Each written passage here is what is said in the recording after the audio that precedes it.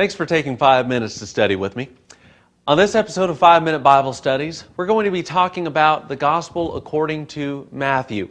And we're going to see specifically what makes Matthew's account unique and valuable, different from the other three Gospel accounts. As we read through the Gospel of Matthew, I think we can pretty quickly see that he has one particular audience in mind. That is the Jewish audience. He is writing to the Jews. He himself is a Jew, in fact. And he writes to the Jews about things about Jesus Christ, about things that are important to the Jewish mind. You know, for example, the Old Testament Scriptures, and how important it is for Matthew to demonstrate to the Jewish audience that Jesus is the Messiah. He is the King of the Jews. He was the coming one, as it was written in the Old Testament Scriptures. We see him so many times using words like that it might be fulfilled or that which was spoken. We have so many examples of this, how he is proving in so many levels and throughout the life of Jesus that he is who the Old Testament was talking about. He uses the Old Testament Scriptures about 129 times in this 28-chapter book. That's astounding. 53 of those times are direct Scripture quotations. 76 of those times are direct references to Old Testament Scriptures. And of the 39 books of the Old Testament, Matthew makes use of 25 of those books.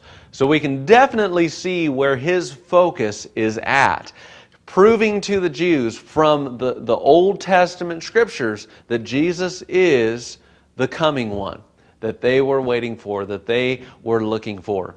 When Matthew begins his account, he starts out with a genealogical record of Jesus in Matthew chapter 1.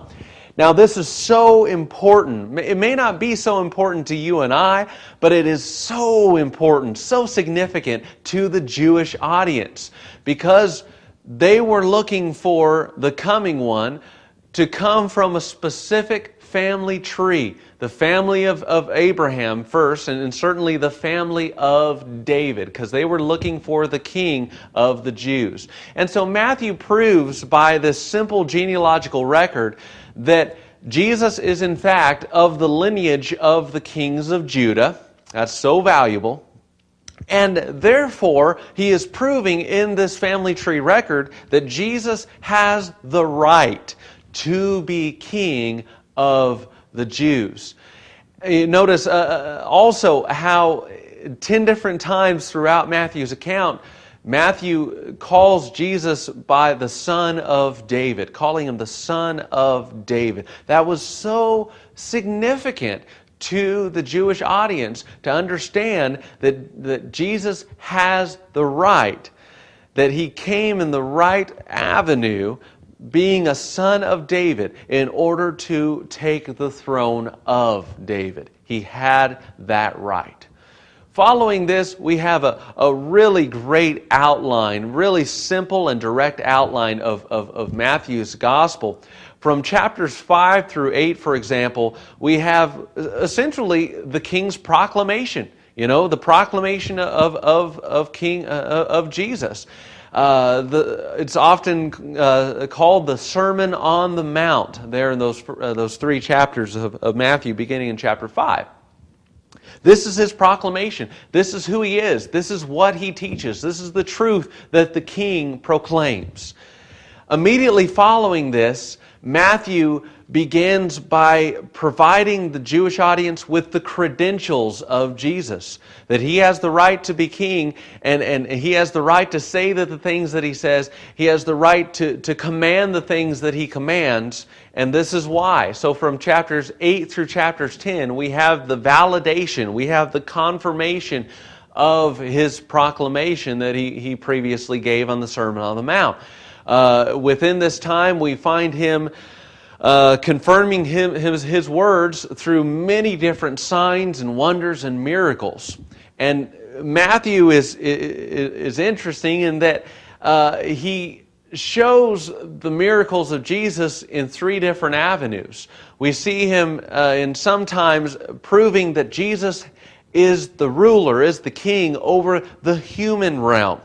And he does this by, in his narration, by showing his healing of a leper and the centurion servant and Peter's mother-in-law and the woman with an issue of blood, and on, many different examples that he gives proving that Jesus has the power, is the king over the human realm.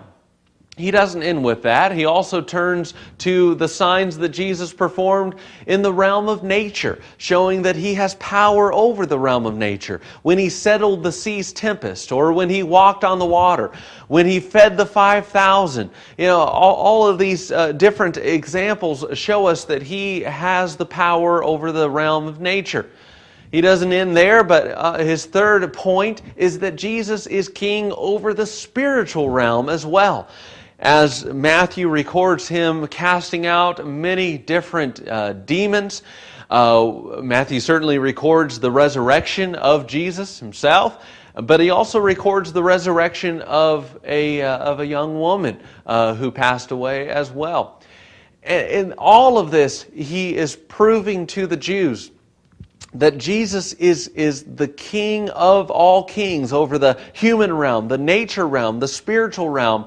He has all authority in heaven and on earth. And that's what Matthew finishes his account on there in Matthew chapter 28, verse 18. All authority, Jesus says, has been given to me in heaven and on earth. So Matthew set out to prove to the Jews that Jesus was their king, that he was the coming one that they were looking for in the Old Testament Scriptures.